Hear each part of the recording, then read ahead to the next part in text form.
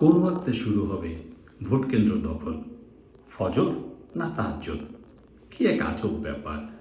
নামাজ পড়তে যাবে সেটাকে নিয়ে কেন্দ্রতে শুরু হয়েছে কে কখন যাবে ভোট কেন্দ্র দখলে তাড়াতাড়ি ভোটে যেতে। হ্যাঁ, এমন আজব আজব কারখানা ঘটনা ঘটছে। যেমন বিএনপি সমাবেশ থেকে তারেক রহমান বলছে তাহাজ্জুদ নামাজ পড়ার পরপরই ভোট কেন্দ্রে চলে যান এবং একেবারে ভোট গণনা শেষ না হওয়া পর্যন্ত কিন্তু থাকতে হবে।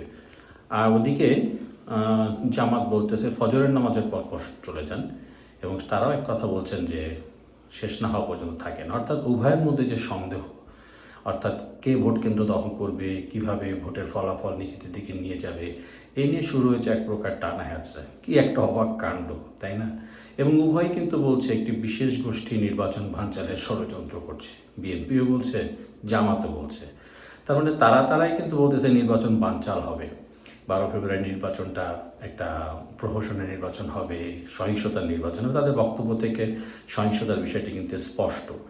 ফলে দেখা যাক কোন দিকে কোন ওয়াক্ত থেকে শুরু হয়। তবে এবারে নির্বাচনে ধর্মের ব্যবহার যে খুব ভালোভাবেই চলছে সেটা বলাই বাহুল্য। কেউ জান্নাতে টিকিট বিক্রি করছে, কেউ বা আবার ওসিয়ত দিচ্ছে। ফলে দীর্ঘদিন অনুপস্থিত ছিল নির্বাচনে ধর্মের ব্যবহার, কিন্তু এবার এটি বেশ স্পষ্ট।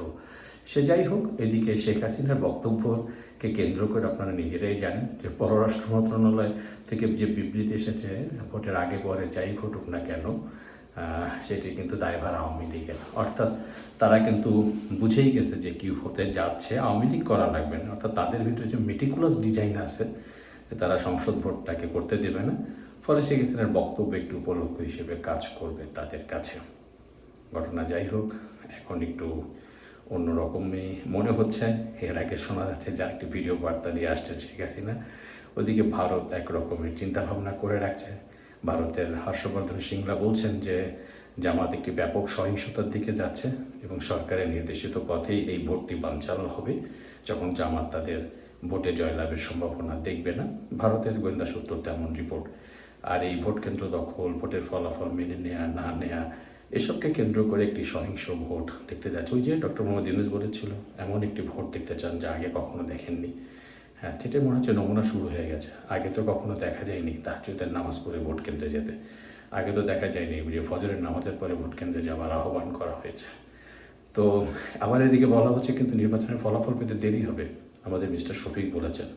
অর্থাৎ এক তাহাজ্জুদ নামাজ থেকে আর এক তাহাজ্জুদের নামাজ পর্যন্ত হয়তো অপেক্ষা করতে হবে, অথবা এক ফজরের নামাজ থেকে আর এক ফজরের নামাজ। এখন কয়টা ফজরের নামাজ শেষ হবে বা কয়টা তাহাজ্জুদের নামাজে যে ভোটের ফলাফল পাওয়া যাবে তা কিন্তু জানা যায়নি।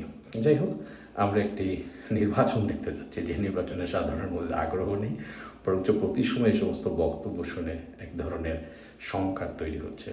কি হতে যাচ্ছে আগামীর বাংলাদেশ। তো আসলে আমরাও সেই সংখ্যাটি দিকে তাকিয়ে রয়েছি। সংখ্যা না, সার্কাস দেখতে চাচ্ছি আমরা দর্শক। সার্কাসটি ভালো লাগছে, প্রতিদিনই একটা সার্কাস। তো বাংলাদেশ একটি শান্তিপূর্ণ দেশ, একটি গ্রহণযোগ্য সুষ্ঠু নির্বাচন হোক, মানুষ তাকিয়ে থাকুক, সত্যিকারের নির্বাচন হোক, তবে অংশগ্রহণমূলক হলো না, যেখানে 40% আগেই নেই। ফলে নির্বাচন কতটা গ্রহণযোগ্যতা পাবে সেই প্রশ্ন বরাবরের মতো থেকেই গেল। আর গ্রহণযোগ্যতা তো পরের ব্যাপার, আগে নির্বাচনটি হয় কি না সেই সন্দেহ এখন প্রতিদিনই তীব্র থেকে তীব্রতর হচ্ছে। এই সন্দেহ দূর করবে কে?